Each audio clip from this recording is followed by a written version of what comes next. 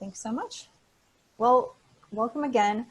Once again, I'm Ashley Holden, and I want to just start by saying that we're really excited for this Disability at the Movies session of Joining Hands. We're getting towards the end of the session, the virtual symposium already. We can't really believe it, but we wanted to include just a film that has been speaking to us lately. And there are a lot of really excellent films out there that can help expand our understanding of disability rights and leadership, and it's really hard to choose just one for Joining Hands. So that's why my USA staff have compiled some of our top picks of other disability-related films and movies and videos into a document on the Joining Hands website in the folder for this session. So some of these videos even have a focus on international exchange or international travel, and they might be following travelers with, and international exchange participants with disabilities along their global travels. So check those out. And then also I'd love to know from you, what are your film and video recommendations that can help expand our understanding of disability rights and leadership, especially any that have an international exchange focus. Let us know in the Q&A feature. Great way to test out that Q&A feature, but also we might even add some of your suggestions to that document for ourselves. So let us know, be thinking about that. But on to the film of the hour. The film that we're going to be showing is called Opening Doors to College. And how this came about is, just to set the scene a little bit, is that hundreds of colleges across the United States are opening their doors to higher education for students with intellectual disabilities.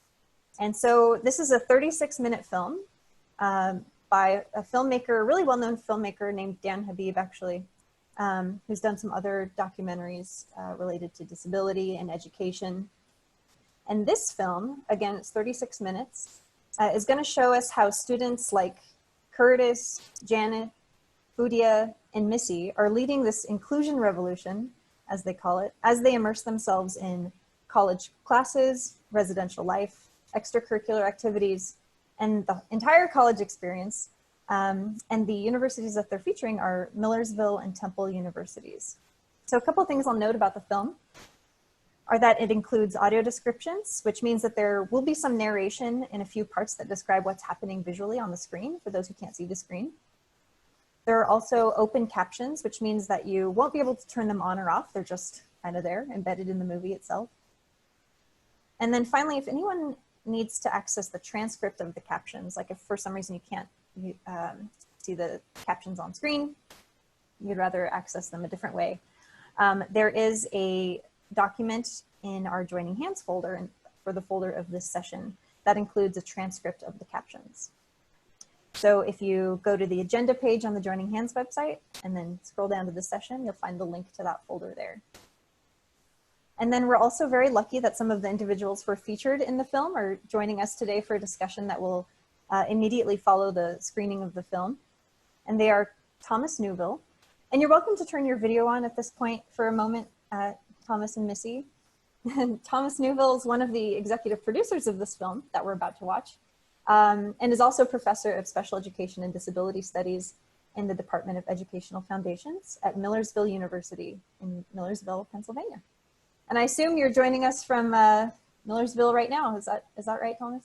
Well, near Millersville, you know, none of us are actually where we're supposed to be these days, right? Sure enough.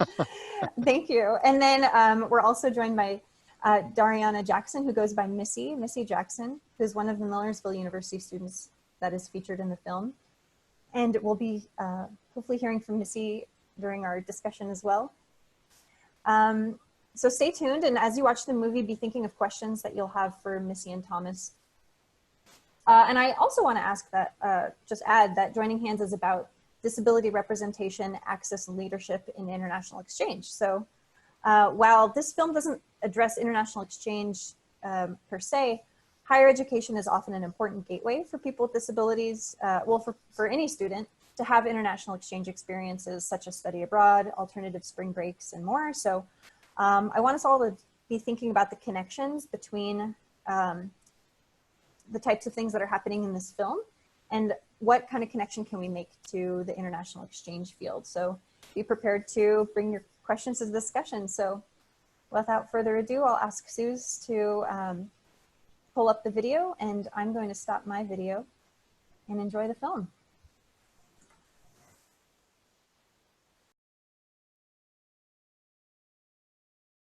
Title, quote, "It always seems impossible until it is done." Nelson Mandela. Titles, Millersville and Temple Universities are part of the Pennsylvania Inclusive Higher Education Consortium. This consortium is made up of dozens of diverse and influential colleges and high schools that promote inclusive higher education. The consortium is part of a national network called Think College, which is dedicated to developing, expanding, and improving inclusive higher education options for people with intellectual disability that lead to meaningful employment opportunities. This film shows how inclusive higher education creates a sense of belonging for students like Missy, Curtis, Janet, and Fadia. Title, Opening Doors to College. A film by Dan Habib. Two swans float across a pond. Title, Millersville University, Millersville, Pennsylvania. In a classroom. From a professional and a human perspective, the most important thing I think for social workers is to understand, well, what does that mean to you? But we also have to recognize that this is happening in this greater context of things where there's those social injustice, where people have been put in boxes, where sweeping generalizations about populations have been made. Does that make sense?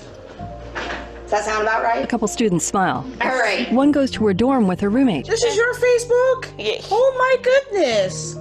And I think I saw your profile on my Facebook. You're beautiful in this picture. thank you. Absolutely stunning. She wears a prom dress. Oh, someone's angry. Later, she's in a common room. Hi, Missy. How are you? Good. Missy sits at her laptop. What are we working on today? Missy Jackson, Millersville student, Integrated Studies. Homework. Mark Masoner, student, educational support coach. I have homework too.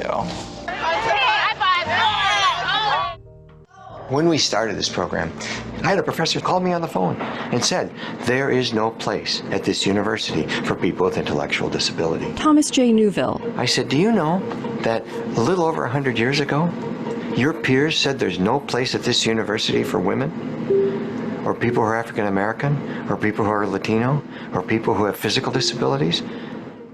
We've been segregating people a long time, and it has not worked. Maybe we should try something else. In a lecture hall. Do you like that clean acoustic guitar sound? It's a thin texture, right? And it makes Director of Integrated Studies, Jan Bechtel. Integrated Studies is a fully inclusive initiative for students with intellectual and developmental disabilities to come and have a fully inclusive college experience. So that's everything from academic, social, residential, and personal well-being. A man speaks to Missy in an office. The program's been in existence since 2014. We started with 1 student, and now we have 16. What have you successfully overcome? In another of Missy's classes. Right? Bechtel. Integrated Studies students also work on vocational career exploration and building relationships. So it helps them grow as individuals and also in terms of their career and their future. They're admitted as full-time non-degree seeking students. They receive a university-approved certificate. It's a meaningful credential, and it's modeled right after our own Millersville University diploma. In another lecture hall. All right, excellent. Okay, what other call to action might there be? Yeah. The developmental upgrades of NFL equipment for player safety. Okay, the use of it. Professor Victor Capici. So let's frame it this way. To mandate the use of more protective equipment in football. I'm rephrasing it a little bit. Does that make sense? So Integrated Studies student Curtis Ostrowski nods. Call to action. Curtis. My aunt texted my mom about this program, and as soon as I got that message, I put my laptop down, rushed to the library, and got everything I needed to apply. Theo Brady. When people say college is not for students with intellectual disability, then you're going to continue to oppress. Adjunct Professor, Disability Studies. We got to be very intentional about basic civil rights.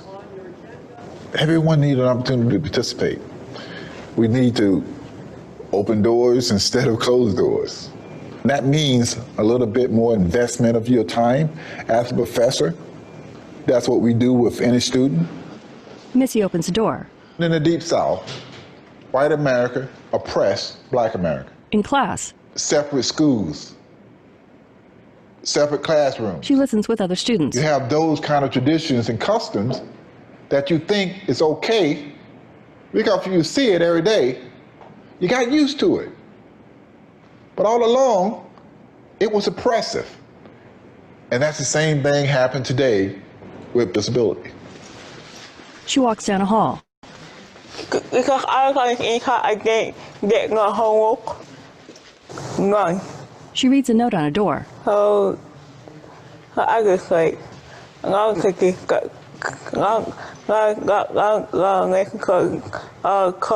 She sits in a chair nearby. I'm not coming back to Ekai. I took to go to college so I can go and get homework and start going. So I go look at the new teachers. Bechtel. Missy has, in her time here so far, developed a great deal in her self-advocacy. When she first came, she was really reluctant to talk. There were some students on campus that would call her names and things, and I think that made her go more inward. Professor Onek Adianga. Missy has a bit of challenges speaking, but that should not detract from the fact that she has a mind of her own. She can try, as difficult as it is, to express herself. There's nothing more important than bringing a perspective of the world based off your education in society. Not me. In a gym, Curtis walks on a treadmill. Ostrowski is a very, very brilliant person. When they got out of his shell, Ostrowski became one of the most vocal students in the classroom. Title: Curtis drops in to see his former professor, Onek Adianga, during office hours. Hey. Come in, come in. How are you? Good, how are you? Good, thank you very much. Yeah, registration is coming. Have you decided on courses you'll be taking? I picked out one so far. Which one is that? Psychology. Psychology. Yeah. Ah, okay. Have you spoken with the professor? No, not yet. Find time to talk to the professor. I'm definitely coming back here. Anytime, man, anytime. I'll always love to see you. Man, as I was walking down the hall, I was like, oh man, I'm seeing Onek. Because you had confidence in me. You remember what I told you earlier? Anything that you want to do, you can do it. Do not let anybody tell you that you can't. In this world, it's the effort that you put into something, not what people tell you. Think of how we could have lost that voice, that prominent voice. Not only is Curtis Ostrowski a better person, his classmate became better students as well. Title: Quote, knowing what must be done does away with fear. Rosa Parks. People walk on another campus marked with Temple University flags, red with a white T. Title: Temple University, Philadelphia, Pennsylvania. Two young women walk in a hall. I know she wanted to do today because she couldn't do Wednesday. Okay, so in class. There's a lot of vernacular movement styles in this. Moves of the people. Moves that are done in communities, that are done in homes. Janet Caesar, student, leadership and career studies. I told my sister I wanted to come to college, and she was like, really? You really sure you want to come to college? Because it's hard.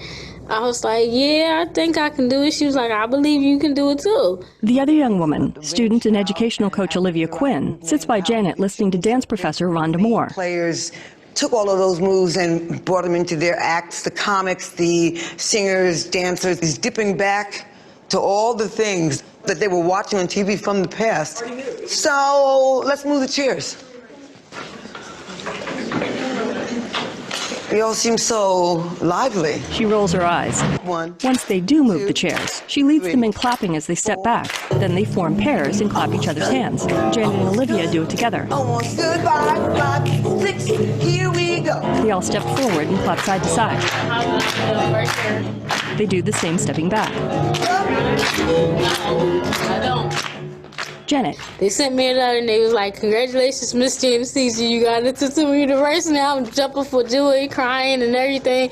And I told my sister I got into Temple University, and she came home almost cried. The class keeps dancing. Why not? Why not? I love it, actually, here at Temple. I'm making all these new friends. I always want the experience to see what it's like, what people does here. Her sister, Adina Holmes. She's made new friends here. She's gotten much more dedicated about studying, and she's really grown. Program Director Linda Miller. Leadership in Career Studies is a program for students who have intellectual disabilities and or on the autism spectrum. It's a 4-year program here at Temple University, and students are fully engaged in this vibrant urban campus.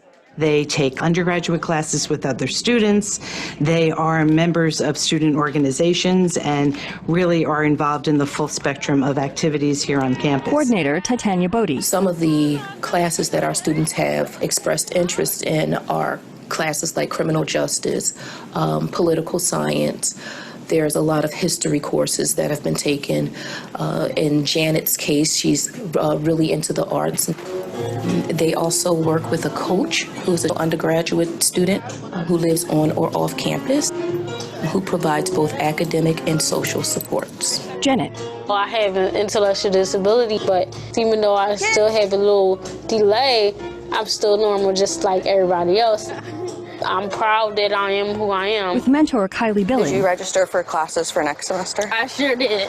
I know I wanted to take criminal justice, then I would take... Miller. Leadership in Career Studies is an opportunity for them to develop their career aspirations. There are many opportunities for them to do internships, to do job discovery, with the whole goal of having people have a integrated competitive job when they're done with the program. Janet and Kylie enter a building, then escort children into a room. Janet. And I'm in a pre-K class. A teacher watches. I work with 4-year-olds. They like to run around, they be busy, but they're very sweet and they fun. They'll call me Miss Janet. They work with kids at a table. Some of them have trouble writing letters or numbers, and I kind of help them with that. With a boy who holds a marker. Want to make a circle? Want some circles? He lets her have the marker. So, you do a circle like this. You want a small? She gives it back. See how you do a circle? Hey, now you're messing me up. How? She's not trying to mess up, she's trying to help. Janet. By me being in college, I'm preparing them, let them know, okay, it's okay to come to college. It's okay to be scared, to want to do so, because I was scared when I first came, so it's okay. They all stand and dance. You do like A girl demonstrates for Janet. Miller. We've had students who liked security, so they've worked at Temple Police. Someone was interested in being a seamstress, so they worked in our theater department. So it's the full range. Janet walks with the girl to the end of a hallway, and they walk outside. Janet. And it would land me more jobs because I had a class with child development, and I'm good with kids. Since I did my internship, it kind of put me more further in my career. They run together. Adina. My long-term hopes and goals for Janet were for her to be working in a field that she's always going to be happy and something that she's really passionate about, and working towards self-sufficiency. And she's really been doing an excellent job at that thus far. So where she won't be needing the big sister much longer, but I'm proud of her. The kids play on a play structure with the Philadelphia skyline in the background. Title, quote, "It is not our differences that divide us. It is our inability to recognize, accept, and celebrate those differences." Audre Lorde. Back at Millersville, Capici leads a small class, including Curtis. All right, so let's figure out who's on the panel so we can move forward. Who's on the panel? I'll go. All right, excellent. Curtis changes seats. All right, who do we have first here today? Now, what if I told you that you can make a little extra money on, a small streaming site called YouTube? An average user makes approximately $2 to $3 for both kinds of advertisements per 1,000 views. It is definitely possible to make more than that, though, with the prime success story being PewDiePie. This YouTube powerhouse made over $12 million from YouTube ads in 2017. Anybody ready? Yes, sir. Sure. You were loud, but in a good way. You projected yourself well, I guess. Curtis. You had a great intro, really cool topic considering my sister's trying to get into YouTube, so it was very informational, just well done. Later. As of September 11th, 2001, the original mission of the Chemical Corps was to protect the forest, was expanded to a new role with Homeland Security. Curtis. That snap at the end just killed the mood. Later, he walks through a building. Whenever I meet someone new, I feel like for me it's important to share my balance issue with them. Out in the snow. I gotta be careful because my shoes don't have the best traction. He crosses a wet parking lot. I stumble or fall down a lot. He walks on another paved area by a building with a clock tower as light snow falls. I can't have alcohol, which I'm fine with because at least I don't get a beer belly. So. In better weather, Missy walks with two young men. I'm going to go home. In a cafeteria, some young women chat with Missy as she sits with them. Going to get quiet or get quiet, go call. I can't call. The can get quiet or go call. She reads in a common room. Curtis walks to a building.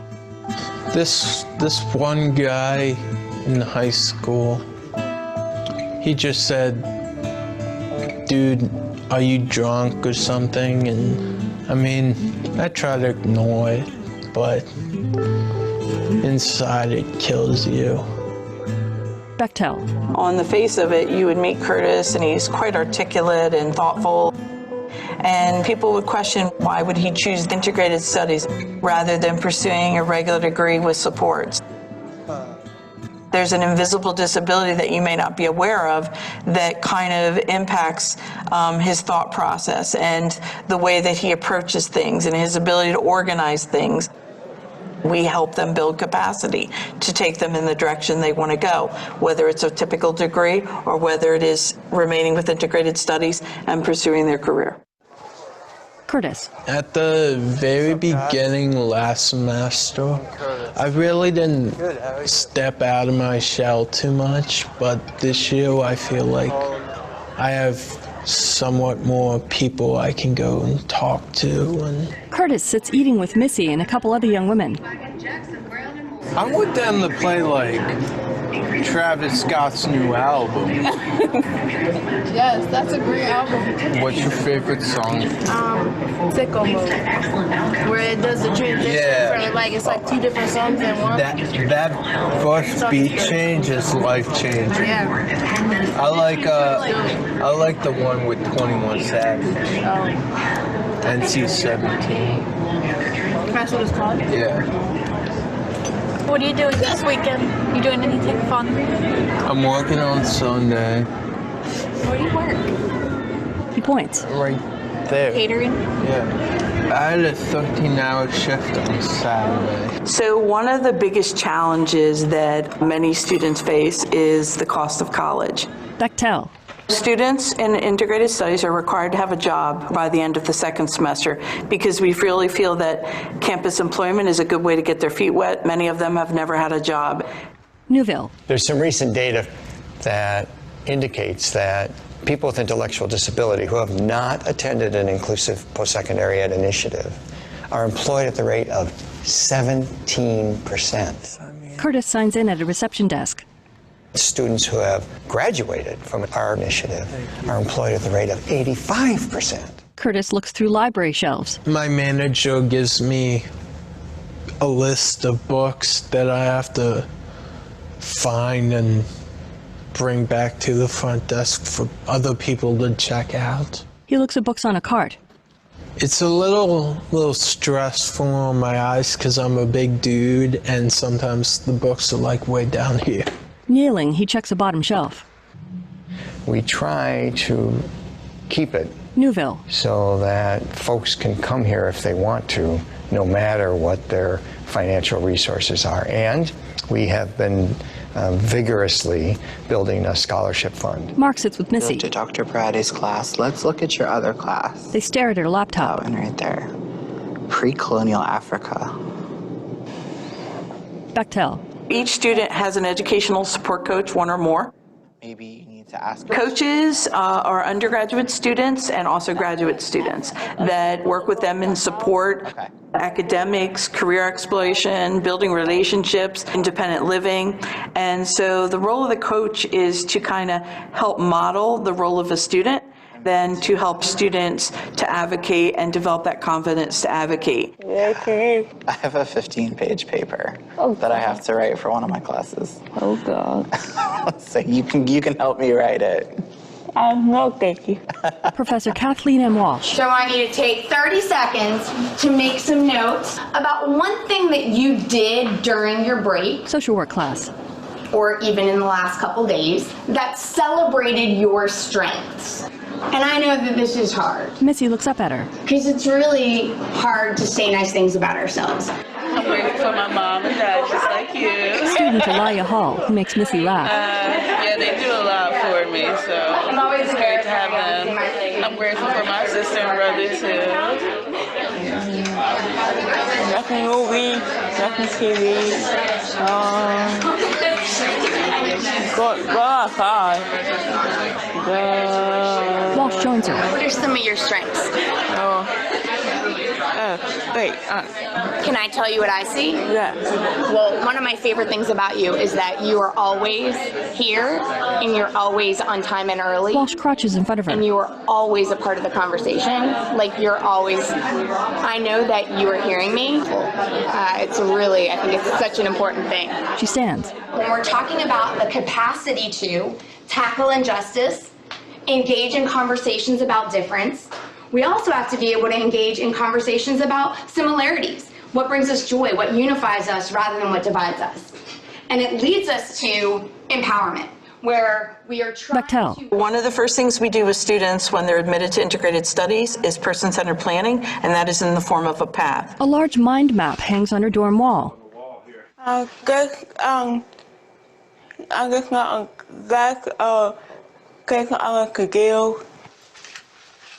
And so you have like your dreams and your goals, your first steps. Yeah, and it's not cold.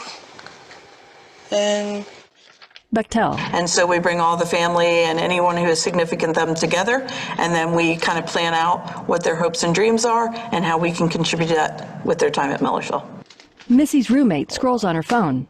So these girls, I know two of them. That's me in this photo when I was in dance. I'm a dancer. If I have a segregated class on how to take care of your room, they're not going to listen to me. But if they live with a roommate and they see how their roommate takes care of their room or doesn't take care of their room, that's where the learning takes place. Capici lectures as Your point Curtis listens. about changing direction, going from... We have a long history of designing services for people with intellectual disability that are separate from. Newville. You'll find some campuses that have designed specific classes just for the student with an intellectual disability. It's well-meaning, it's well-intentioned, it's not going to work out well. Missy smiles in her class. You simply cannot prepare someone to live in the ordinary world by having them in a separate setting. It only prepares them for the unordinary. Curtis. I don't like the online class so much. Have you signed up for your classes next semester yet? They sit in a dining area. Because I haven't. I don't know what I'm going to Do you have a boyfriend? Yeah. I mean, we were friends before we did anything. So I known him for 9 years. We're dating and seeing where it goes. Many will ask why college is so critical for students with disabilities, particularly students in integrated studies with intellectual disabilities. And I would say that why should they not have the opportunity to develop as human beings and experiment with different careers and figuring out who they are and building relationships like typical peers do? He smiles with some other people. Title, quote, "Education is not preparation for life. Education is life itself." John Dewey. At Temple, Gregory M. Anderson. The Leadership and Career Studies program fits in multiple ways into the mission of the College of Education. College of Education Dean. We have a social justice mission and a set of values that's based on supporting students with the principles of inclusion, really driving what we do. We think it's emblematic of an inclusion mission that isn't just based on things that we normally associate with inclusion, like race or ethnicity or class, but recognizing the true diversity of our humanity. Two young women walk together. I am a freshman, and I'm so glad to have this. I thought I never get into college, to have this opportunity to get in, and I'm so excited to have classes as the same as other students and stuff. Fudia Kameka. Like us, we don't want to get into stuff like that, and I thought that I wouldn't get in, but I did. They sit with others. I was happy, excited, just to get the experience like other kids and stuff, to have like a college life, hang out with my friends, and go to a football game, the homecoming game and stuff. I did all of that. She laughs with them. In high school, I have to be with a teacher all the time and stuff, so it was not like any dependent there. And my mom always got to make sure that I'm there and taken care of and stuff. I adopted Fadia when she was 6. I brought her home from Freetown, Sierra Leone. Her mother, Liz Meyer. All the specialists told me that she was very bright and that the learning piece would probably click in. It was just her lack of exposure, lack of nutrition, all those kind of things. Then around 11 or so, I decided to have a psych ed eval, and it showed what I thought to be an intellectual disability. Fadia is shown in a photo as a young girl. Fadia's life in Sierra Leone was very traumatic. She was there during Civil War. She lost her father. She came home with severe malnutrition. She was 6, and she was the size of about a 2 or 3-year-old. The reason we're here at Temple is she stood out in her high school. Her teacher said to me, "Liz, you've got to apply for this program." And I didn't understand. I said, how is that going to work? She was more nervous than I was. Fadia. A nervous, worried mom. Title, Fadia's Circle of Support meeting with fellow Temple students. Alone. College is not like high school. It's totally different. Like, it's not, they don't really have much drama. There's no fighting there. It's more like independent. We had said in the meeting that you had a presentation to finish and your homework to finish. Yep. So did you finish all that? Yes, I did. Awesome. It's like talking like growing up and having a civilized conversation. Miller. There's always one person who's there for the students to be supportive to the student, as well as this team approach based on a circle of support. Maybe it was that one that you guys were talking about? No, thanks. The idea is that the student is really learning how to manage his or her own supports, which is so important in the adult world because you really need to know what support you need in order to get a quality of life. Have your meeting for your internship? Yeah, I did. It was yesterday. Yeah, it was good. Good? I told her that I'm going to do childcare the most. We want to be invisible, that students are just seen as any other student on Temple University's campus. So what are your plans with or without your coaches coming up on campus? I'm going to be in an outdoor club. Okay. I was going to be in an outdoor club this year too, but I think it was too late. Yeah, and the baking club. A coach types. Baking club. What other club are there I could join? Were you on the list? Liz. I think I've just gotten more comfortable that there's enough scaffolding to hold her up. Student Moira Smith walked with Fadia to the Student Center. The classwork is a little bit hard.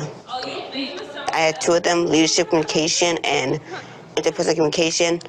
The chapter was like hard and stuff, like a lot of reading, a lot of writing. At a table. He said he's like a speed, like sliding, Moira checks what she's reading. Slipping. Into? I don't even drive at all right now. I want to. No, not even. No? You don't want to? I do want to. My mom will take me. She'll take driving because she'll think I should drive because it's not really. It's not really worth driving and stuff. You live in a city and stuff. Live close to everything to walk. In high school, the expectations were less than they are now, and I think she's risen to the occasion. In class. Specifically thinking about the dance, how old were the people who created the first hip-hop dances? Guest presenter, dance experience class, Mark Metal Wong.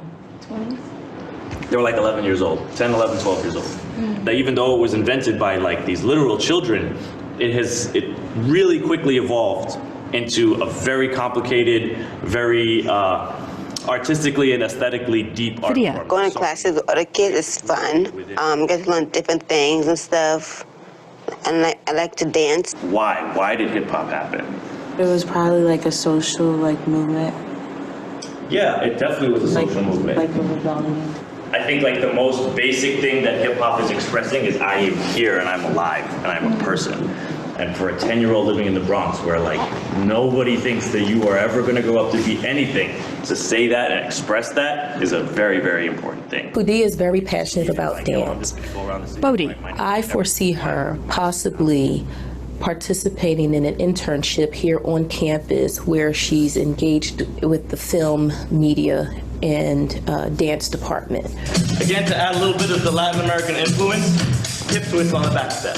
Wong leads the class. Liz. This is only her freshman year. I can't believe how quickly it's gone. And I've seen actually an increase in her reading ability. She and Moira try to follow Wong's next steps. Look, I didn't think college was possible for Fidia, and here she is. So I don't say never or no to anything. Anderson. Having students with disabilities in classes has focused our faculty on seeing the true diversity of the learning experience and the true diversity of the student body. It's compelled our faculty to reflect on their practice. So it actually makes us better teachers, makes us better professors, makes us better scholars and researchers. Fidia. Someday I would do and get married and have a family of my own. I'm happy to be in college, but I got more independent. Wong breakdances. Yeah, I love it. After twisting upside down, he spins to his feet. Moira leads Fidia into clapping in a circle. Title, quote, I don't know where I'm going from here, but I promise it won't be boring. David Bowie. Missy applauds cheerleaders in a parade. Bechtel. So many people will dismiss students with disabilities. They'll say just have them stay in high school till they're 21 in a life skills classroom and learn to brush your teeth 30,000 times, like that's going to change. She high-fives people. Newville. They're making 1,000 decisions a day about who to have lunch with, about how to dress, about should I go to class, about should I go to the party, about do I go to the football game. A group marches in unison. Millersville President Daniel Wuba. We are supposed to educate all our citizens, and students with disabilities are part of our citizenry. So we have that moral imperative to educate them. He waves from a Jeep in the parade. My own grandson is autistic. Missy waves. He's very bright.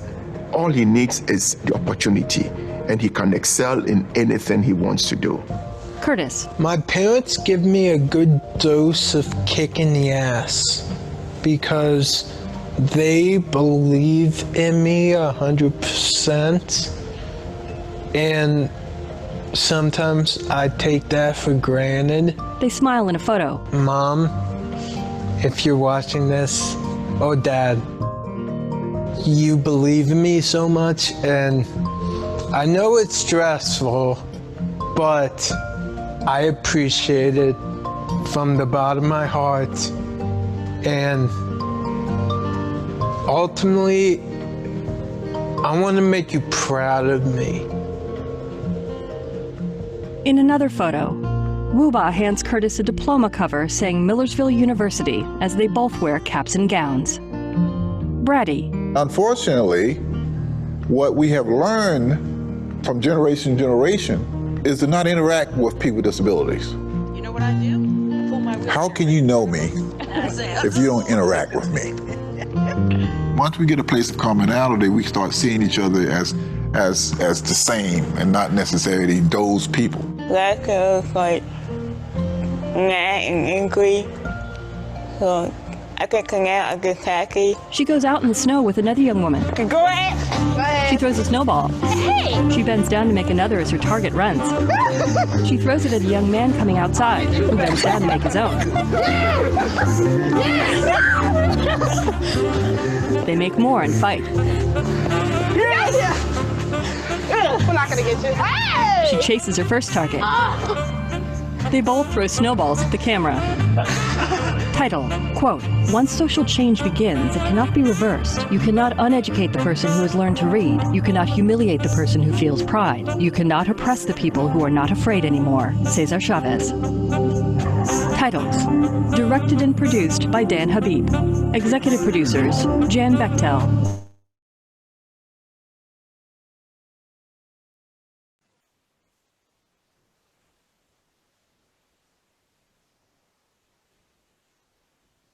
Hi, everyone. Oh, let me get my other microphone in here. Hi, everyone. Hope you enjoyed the film. I want to invite Thomas and Missy to share their video. And Monica, you might need to assist Missy with permissions to show video. Or actually just to unmute, since I don't know if she's going to be having video. Great. And Monica, do we have all the chat window permissions open now at this point? Yep, this is Monica. I've opened up the chat so people can chat publicly in that box. Great. Well, this is Ashley. One of the first things I want to ask just our attendees, now that we have the chat window open, is what brought you to this session today? If you could just share a brief comment. If was it something that you wanted to specifically learn or talk about, or just wanted to explore this more? Feel free to type in your responses in the chat window. And then while we're doing that, let's see. And Monica, does Missy have the microphone permission as well? Yep, I've turned Missy's audio on. Perfect. Let's see, we have a comment. Dea says, "I just want to learn more." Fantastic. That's exactly what we're hoping for. And then some folks are also chatting in the Q&A feature, which is great. Thank you so much. You can use either option.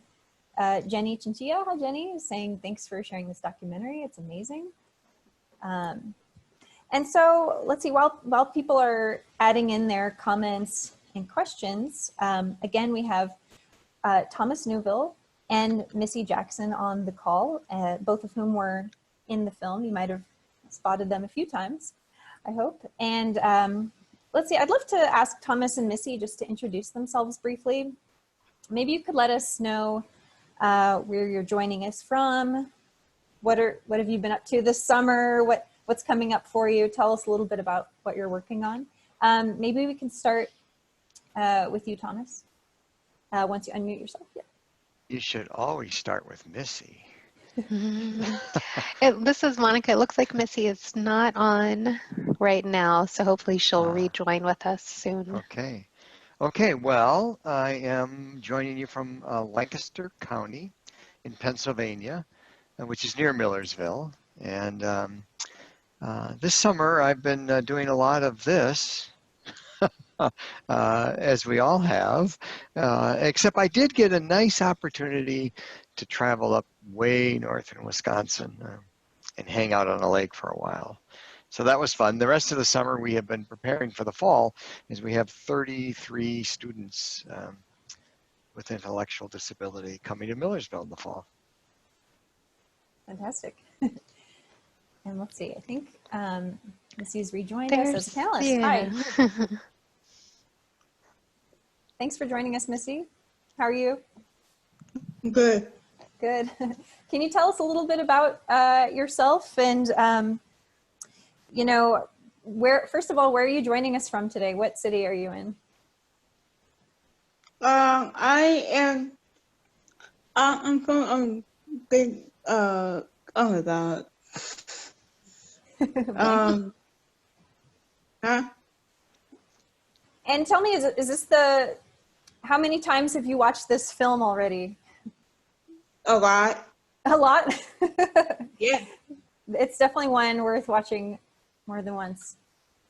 Is there anything else you'd like to, like the attendees to know about you before we ask some more questions? I'm crazy.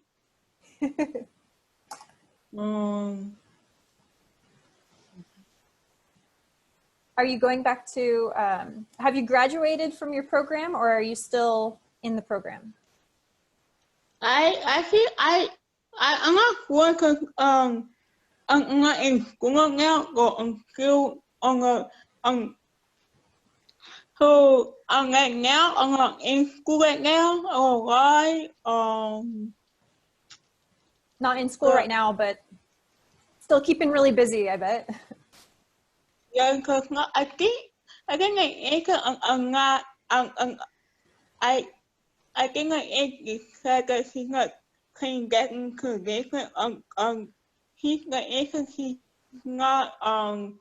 can get to school alright, but yeah. I didn't understand. Can you repeat? So can I say what I think you said, Missy? Is that okay? Yeah. Yeah. Okay. So I think you said you're not in school right now, and that's because of the virus. And some students have gone back, and you, I think, are staying at home and going to be doing distance. Is that correct? Yes. Yeah. A whole new ball game.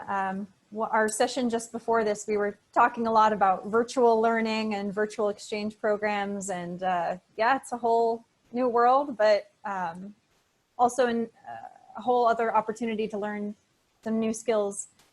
So I hope you're enjoying that, and I hope it's not long before you get to go back to doing all the things you want to be doing. Thomas, can I ask you how the film Opening Doors to College kind of came about, and how did you come to be involved as an executive producer? I do have an answer to that. The more interesting question is, how did the major integrated studies come about? Yeah. So I'll answer that one also. But Please do.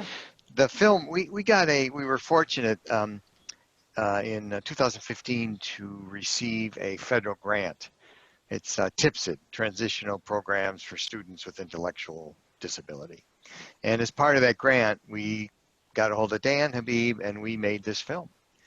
And I am the principal investigator in that grant, which led me to be executive producer.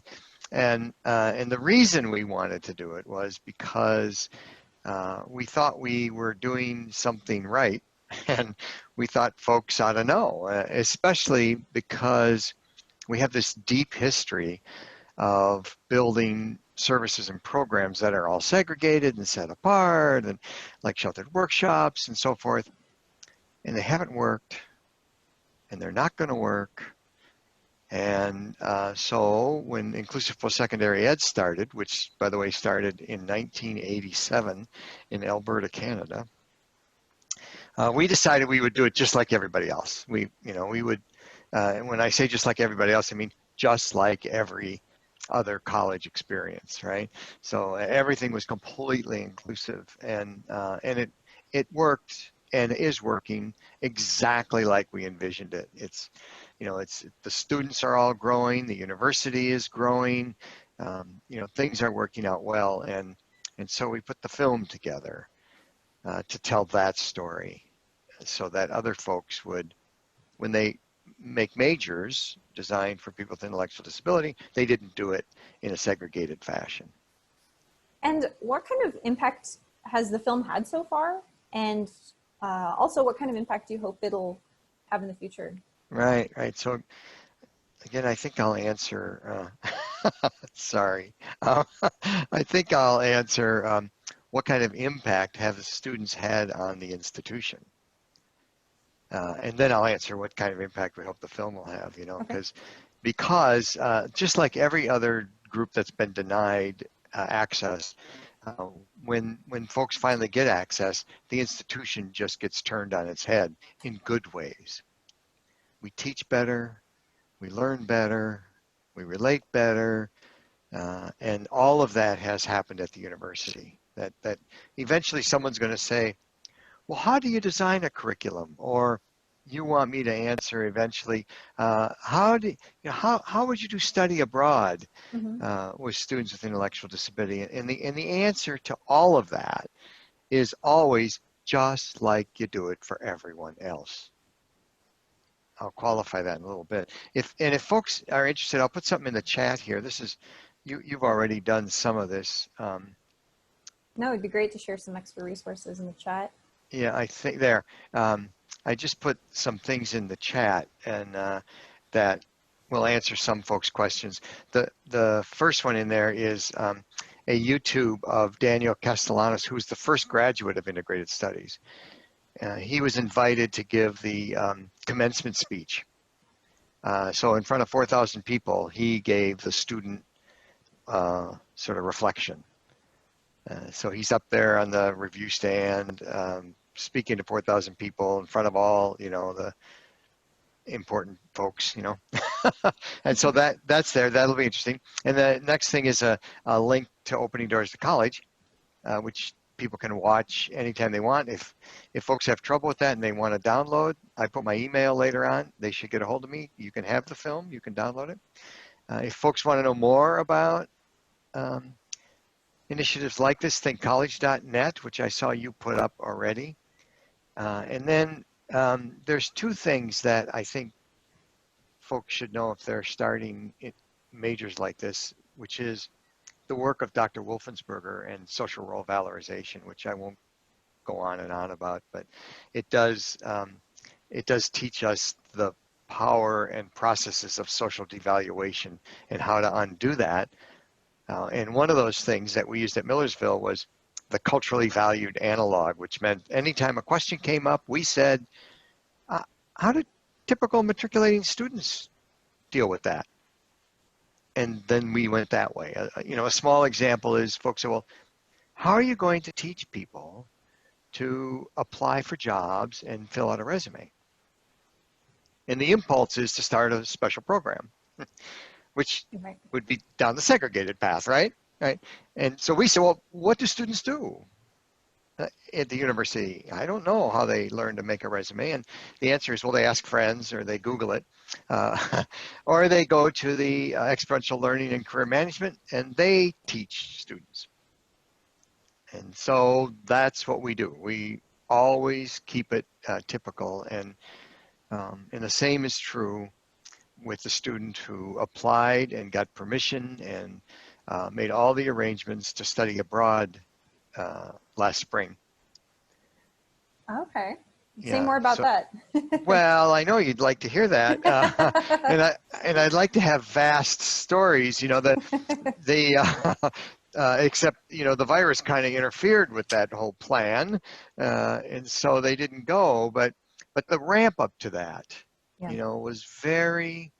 People are like, well, what sorts of things do you have to put in place for students with intellectual disability to have a successful experience abroad? And what we find over and over and over again is if I went to experts like yourself and said, how do we support students abroad? You'd give me a list of things and I'd say, that's what we do. Maybe it's more intense, maybe it's more intentional, maybe it's better thought out, but it's all the same stuff. And through the approval process, that's the song we sang. And he was all set.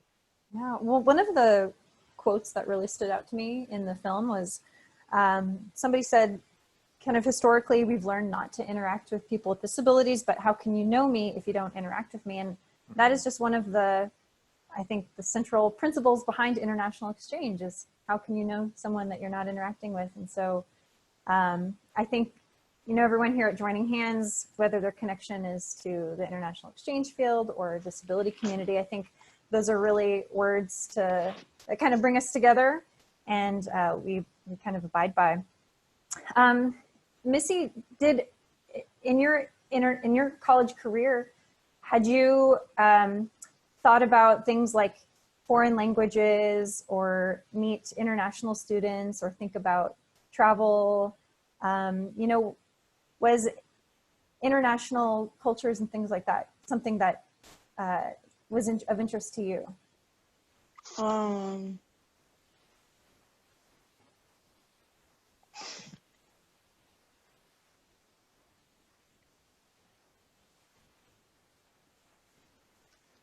I can't take a go ngại or something. I don't know. That's Did you ever think of traveling to another country, Missy, as part of school?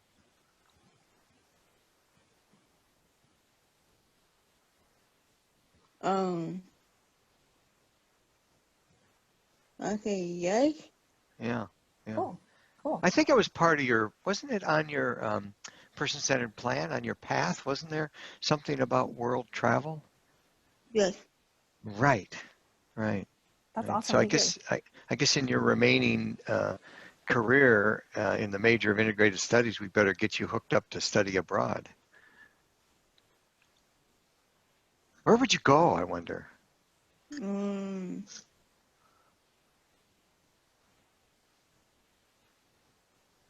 I don't know.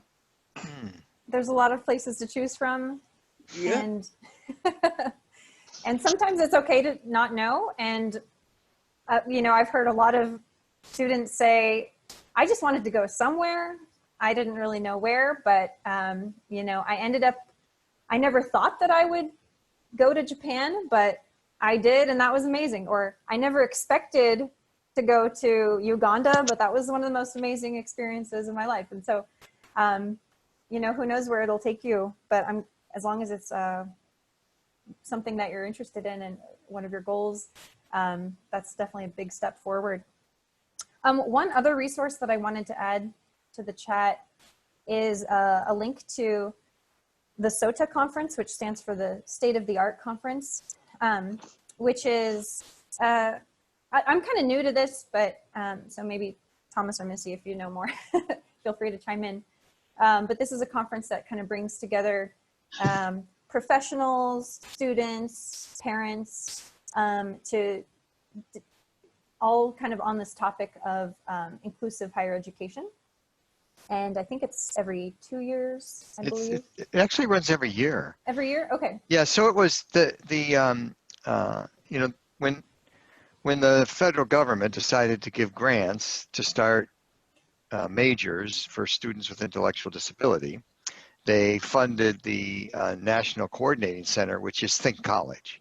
Mm-hmm. And so when Think College got funded, they were sort of our national association. So out of about 2,500 universities, four-year institutions across the United States, there's about 280 curriculums or majors for students with intellectual disability.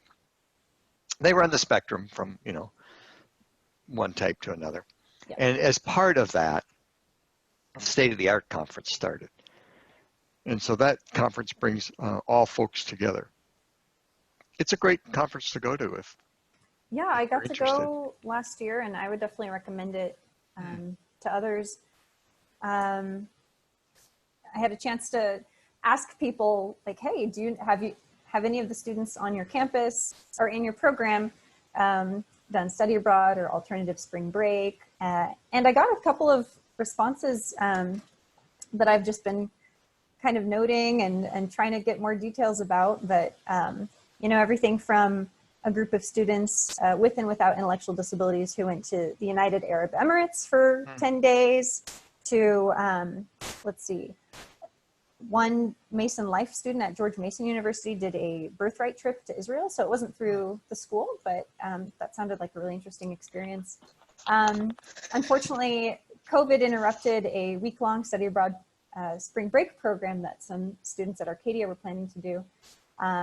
But then I also heard about the Augie Access program at Augustana University, where one of their Augie Access program students went to China for a term, and then another student went to Norway for 2 weeks. So, you know, we're definitely, they're out there. These, you know, there are students who are pursuing international exchange, and I would really love to hear more about them. And then one link, maybe Joy Lenny can share the article, the JPED article, and I'll explain what that is. A group of students at Western Carolina University, a group of students with and without intellectual disabilities together, plus some faculty leaders, did a group trip to Ireland and England, and then I think later to Austria and Ireland. And they put together some of their reflections from that trip, including kind of how they designed it, how they set it up, what worked well, how the students kind of helped provide input into what they did each day. Thanks, Joy Lenny, for including that link. And that is an article in a scholarly journal, but I would encourage you to check that out too. And then I also have on the call, Sue's done, if I may put you on the spot here for a bit, and feel free to turn your video on if you wish, but you don't have to. There's Sue's. So Suze, I wanted to ask you to tell us a little bit about, oh, and then I'm joined here by my coned cat right now. Excuse me, thank you.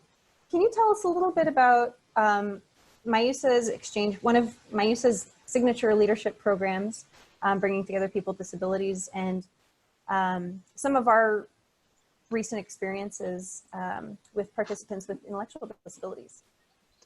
Yeah, sure. Thanks, Ashley. This is Suze. I'm a program manager at MIUSA, and we run a number of disability-focused exchange programs for people with disabilities all over the world. And we have had a number of participants with intellectual disabilities participate, and I'll talk about one of our recent participants who came from Colombia and participated in our Women's Leadership Program, which is called the Women's Institute on Leadership and Disability, also known as WILD. So we had this young woman come from Colombia, and in terms of her participation, I think it was very successful, the way she was able to fully have access to the program. And I'll just share some of the accommodations that she requested and how that process worked. But she requested to bring a support person with her on the exchange program. And this was somebody who usually would assist her in Colombia. She's an activist in Colombia and had experience working with this person as a personal advocate for her.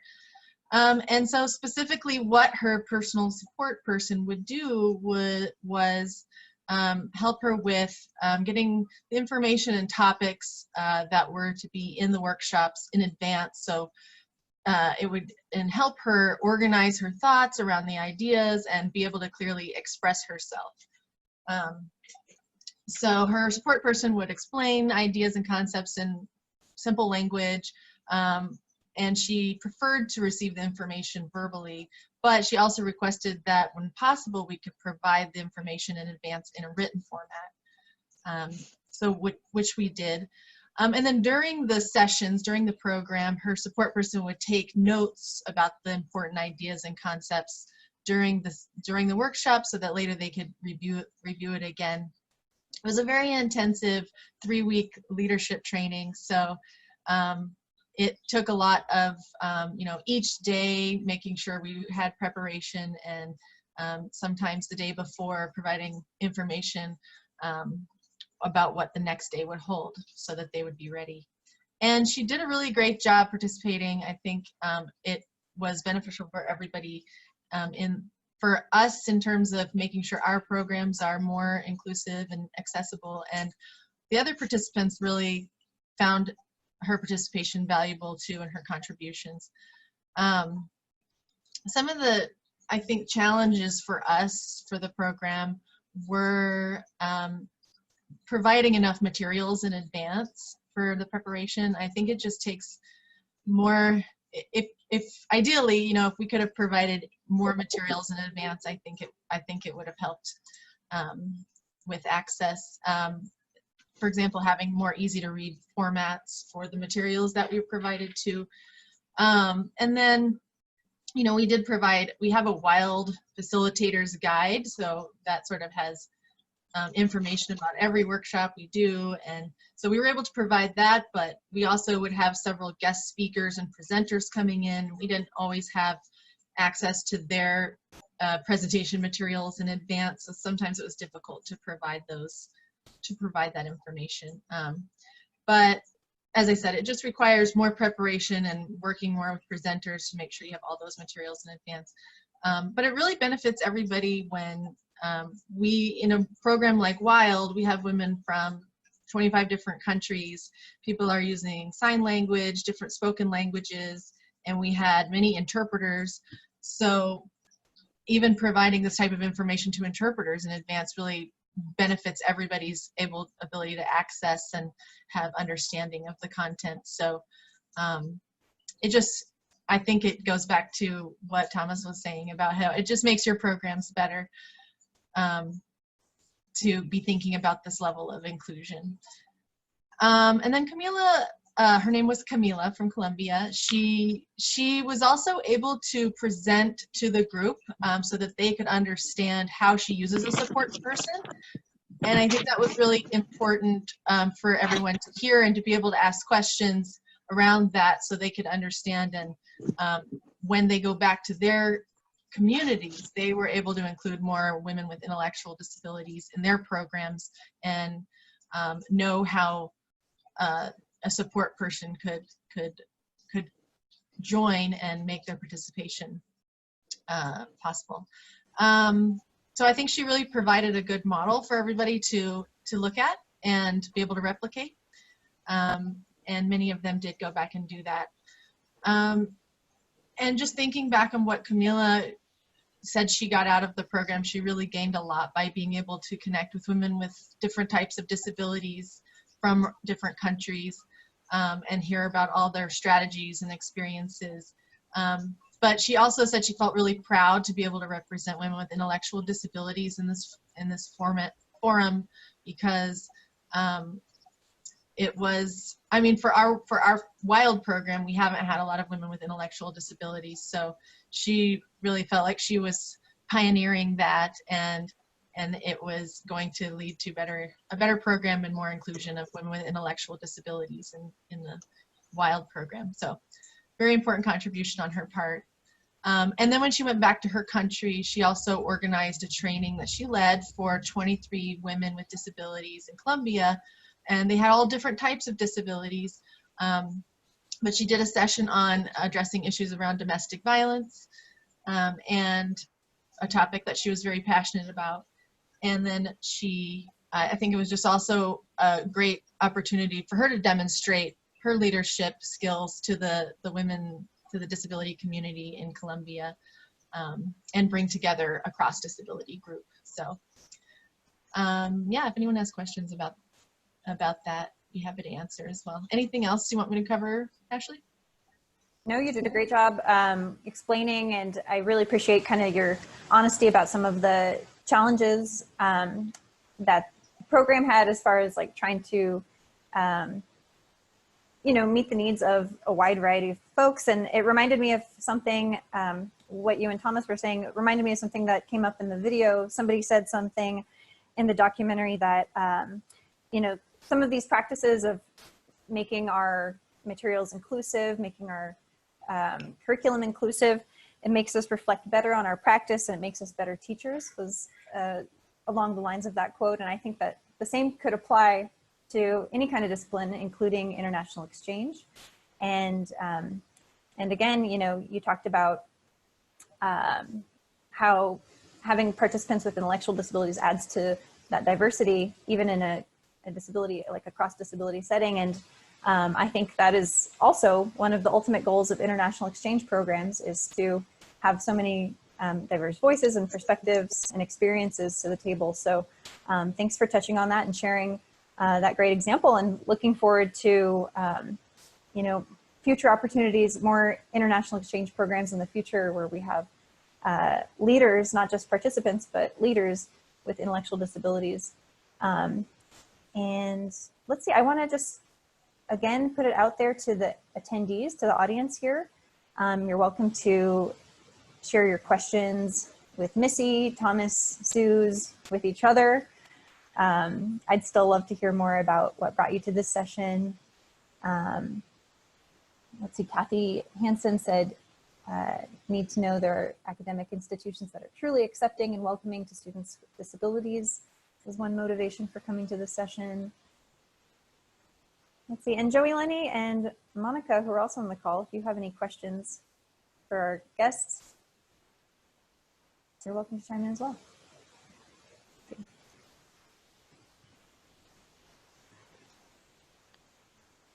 And let's see, we did also include a few additional resources in the chat window, some stories from the MIUSA website.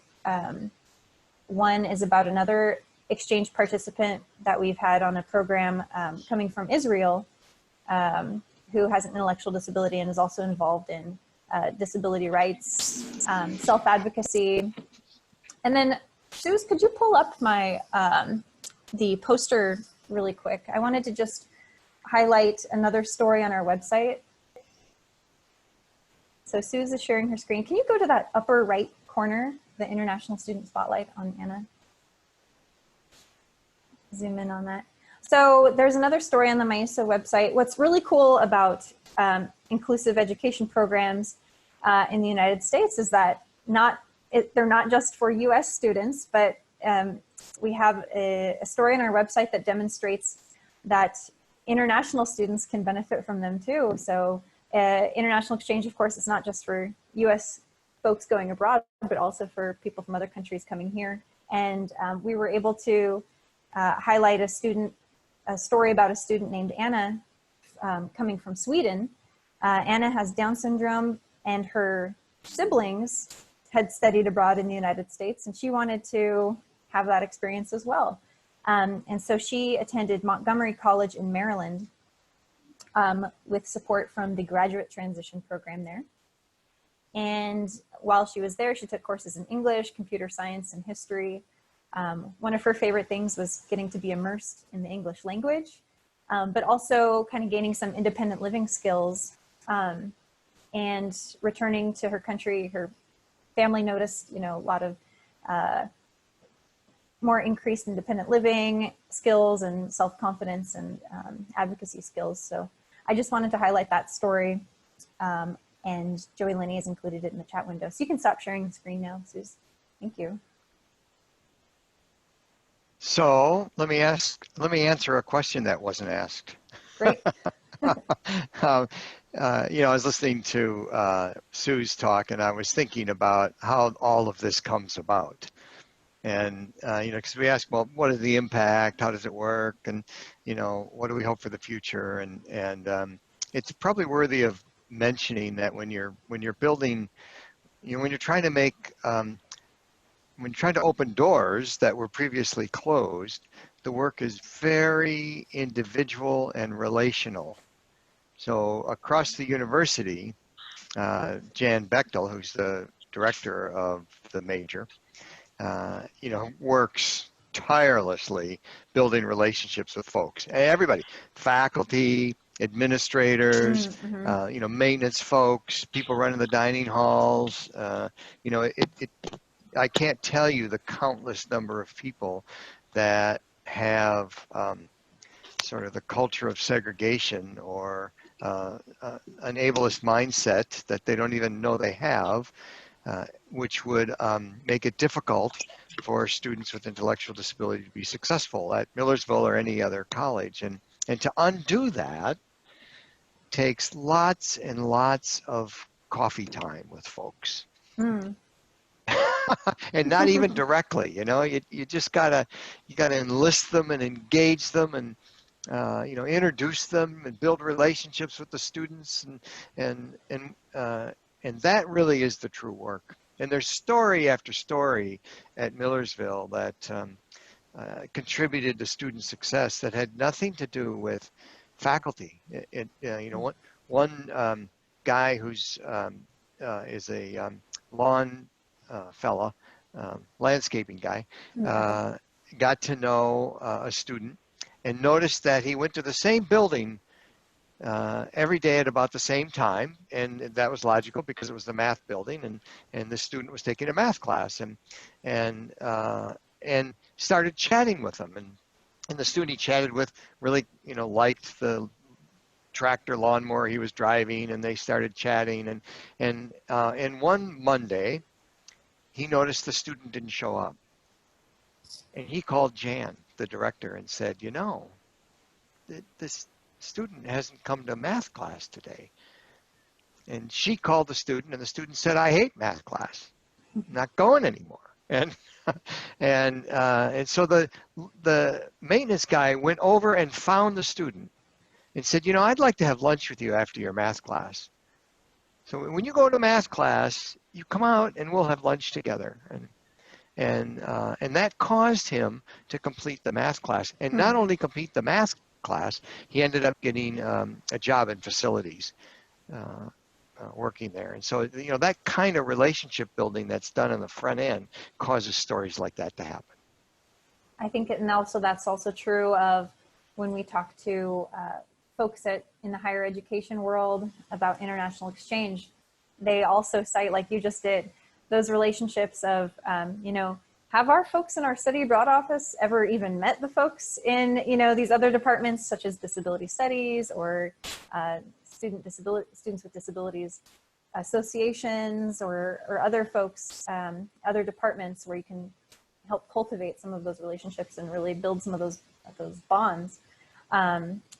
Thomas, someone is asking for your email. I know you included it, but maybe you could just put it in there one more time. And in the meantime, Missy, we have a question for you coming from Joey Lenny, my MIUSA colleague Joey Lenny, who wants to know what has been one of your favorite things about going to college so far?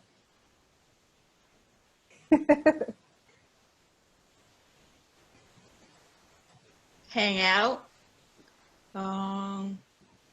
Going home. Perfect answer. Right. Hanging out and what else?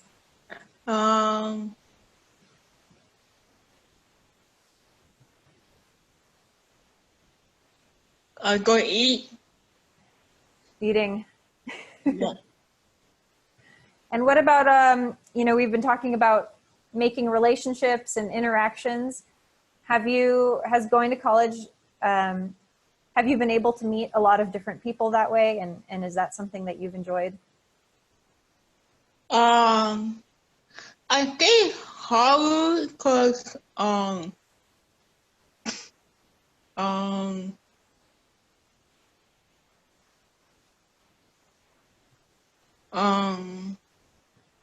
think hard because because I'm okay go lately or go lie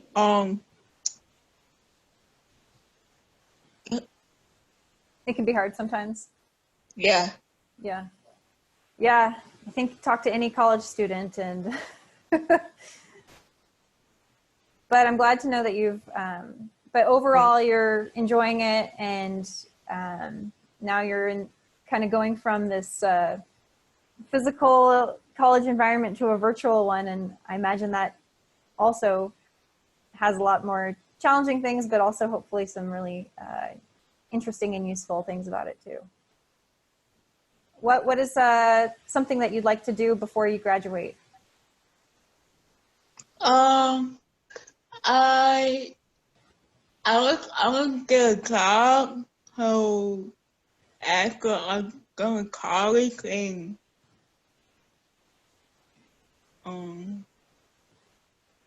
Getting a job, that's a great goal. Yeah. And what's something you want to do after you graduate?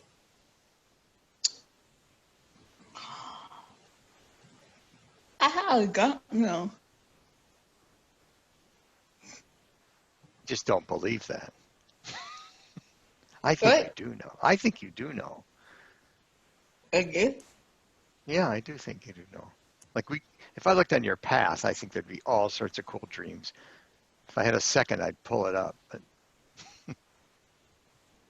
one thing that somebody asked you in the film, Missy, was asked you about your strengths.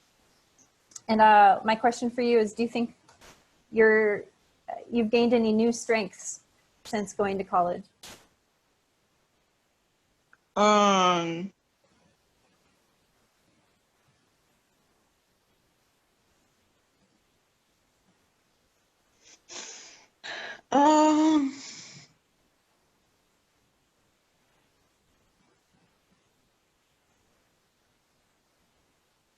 It gets hard because the first day of I went to college, it's like harder because some people was getting mean to me.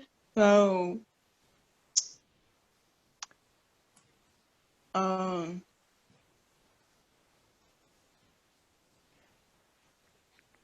Is it okay if I interpret that, Missy? mm-hmm. I think I heard you say that when you're thinking of after college, what you're learning in college is how to handle it sometimes when people are mean to you. Yeah. Did I come close? Right. And you experienced that in high school as well. Yes.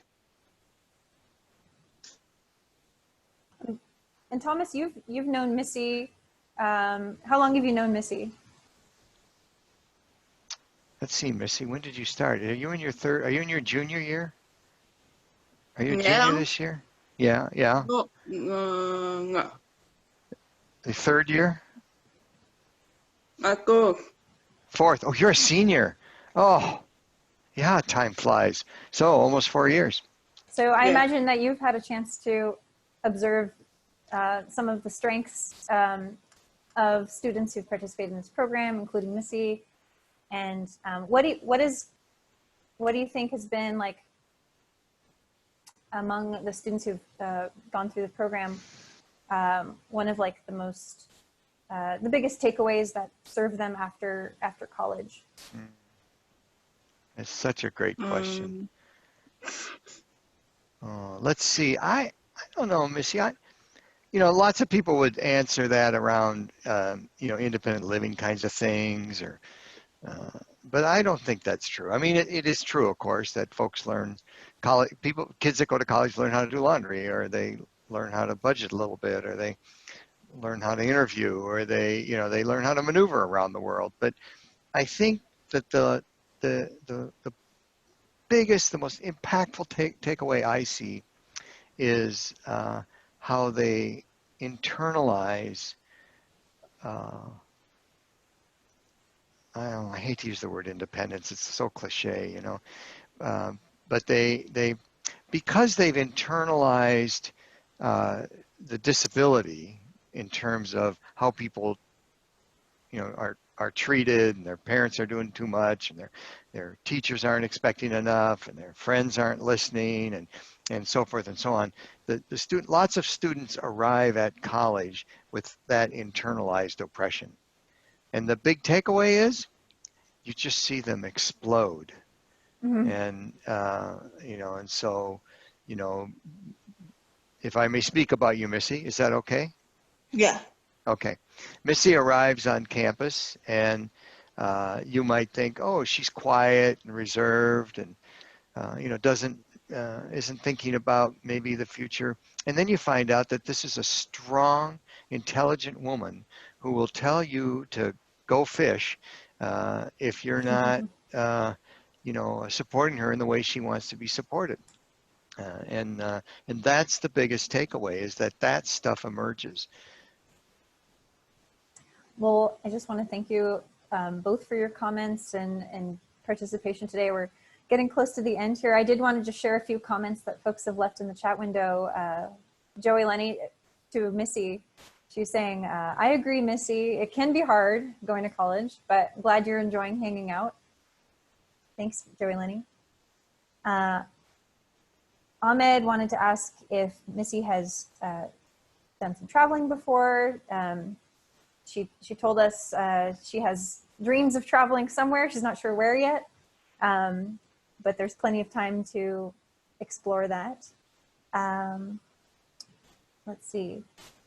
And for those who have additional questions for Thomas, he's shared his email, so please get in touch. And Missy, we can't wait to see what you do next, and wish you all the best in your future goals, and also in the near future, completing your senior year, which is no small feat. So congratulations. in advance, and congratulations on just everything that you've been doing so far towards working towards your goals. And some other comments in the chat window. Monica says, "Thank you, Missy. Feel like I've met a celebrity after watching this movie 2 times now." And Jenny says, "Thanks, Missy, for sharing your experiences." And so on. So we look forward to continuing this conversation in other ways, offline through stories. Again, please get in touch if you are someone who's gone abroad with a disability and wants to share, some of your experiences, or folks who've been in touch with students with these experiences. We'd love to add more stories to our website, and should be able to share more best practices in the future. Kathy says, "Amazing," with lots of exclamation points. Thanks so much. Thank you so much, Kathy. We're really grateful for your enthusiasm. Thank you so much to all of our attendees for joining us for this film, and please share it widely. Like we said earlier, it's available online. You can watch it anytime. It's audio described and captioned and ready to watch. It's a good way to sort of bust people's assumptions watching the film. I appreciate you doing this. Thanks a lot. Thank you. Thank you both for your time, Missy and Thomas. And Thomas, can you explain, just share the story behind some of the art that you have behind you in your office? Oh, the art behind me. We at Millersville, we sponsor a Disability Pride Day every year, and we get folks from ADAPT and the independent living centers, and folks who represent the disability rights movement that have gathered around for years. And there was an artist in Philadelphia who wanted to do wheelchair art. And so what we do is we laid a big canvas down on the floor in a large meeting room in the student center, and had trays that people could wheel through, trays full of paint that people could wheel through, and then they wheeled through, as you can see. They wheeled through, and in a lot of different colors, it looks like, too. Lots of different colors, and some people used their hands, and some people were using other mobility devices like walkers or walking sticks or so forth, and they would put them in there and plot them around, and this one was the MU Adapt. It says so we have the only student chapter of Adapt. University chapter of ADAPT in the country. Yeah, and so they did that one, and that's what that is. It's all, I have it, it's all belongs somewhere else. I just haven't been allowed back on campus. So. Well, the results are quite stunning, and I'm glad you got to bring a bit of campus back to your office home with you. Right. And all right, and on that note, thank you again, everyone. I'm going to end the meeting, and this recording will be made available later, and we'll let you know when it's ready. Thanks again, Missy. Ashley. Thanks again, Thomas. Thanks. See you later. later. Thanks to our interpreters.